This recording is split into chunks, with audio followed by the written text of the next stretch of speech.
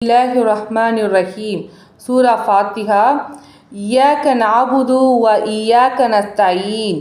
உனக்கே நாங்கள் அடிபணிகின்றோம், இபாதத்து செய்கின்றோம், மேலும் உன்னிடமே நாங்கள் உதவி தேடுகின்றோம். இது அல்லாஹ் என்ன குரானில் சொல்கிறான்னா, அல்லாஹ்வுக்கே நாம் முழுமையாக அடிபணியணும். அதாவது அல்லாஹ்வுக்கு விடத்திலேயே நம்மளுடைய பொறுப்பை அல்லாஹ்விடத்திலேயே விட்டுடணும்.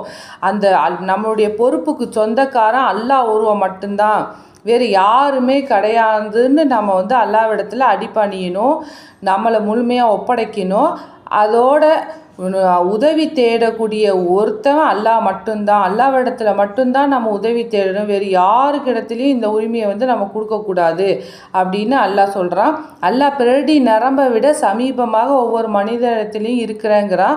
அதனால் அல்லாஹ்விடத்தில் நாம் அமைதியாக கேட்டாலும் சரி, சத்தமாக கேட்டாலும் சரி, ரெண்டும் ஒன்று தான்.